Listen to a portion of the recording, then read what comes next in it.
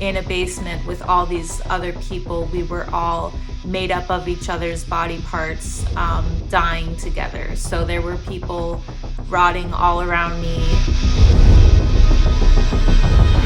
Growing up, I acted a lot differently than the other kids around me. The first time I was hearing voices, I was in my bedroom and I thought that I just had a really strong imagination, and it was freaking me out because I genuinely couldn't tell if it was my imagination or if it was something else. That's when I pulled out my phone and I looked up what was happening and came to the realization that what I was experiencing was psychosis.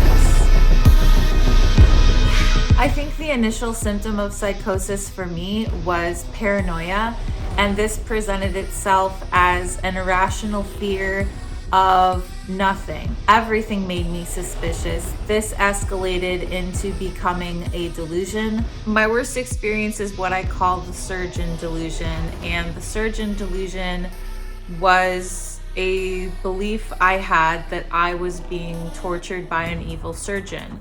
So I experienced the sensation of being taken apart by a surgeon, having my body disassembled, and then having all of my body parts reattached to other people's bodies. There is no fear comparable to the kind of terror I would experience in psychosis. My reality was being murdered and being tortured. Psychosis has caused a lot of problems that have interfered with my life. I struggled a lot with school. In college, I was bullied heavily because of my symptoms, so I ultimately dropped out of college.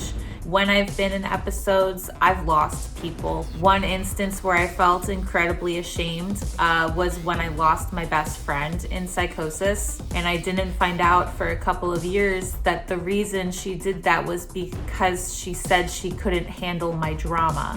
And psychosis is not drama. Psychosis is a mental illness. The stigma related to psychosis made me feel like a monster. I was so ashamed of myself and my condition, and I kept it to myself and I isolated for years. It wasn't until someone actually told me about their own experiences with schizoaffective disorder that I felt safe enough to say anything for myself. And that opened a door for me to be able to heal in a different way, because by talking about it, I've been able to express it and process it in a way that I couldn't do by myself. So the schizoaffective disorder that I have occurs naturally in my brain, but my medication does stop it from happening. I have to take my medication every single day, and I never miss a dose because I know that if I go off my medication, I'll go back into psychosis and my life will be taken over. My last psychotic episode was between 2019 and 2020, so it was very short-lived, it was very mild, it was easy to recover from. Today, I am perfectly stable, I am properly medicated, I'm out of psychosis.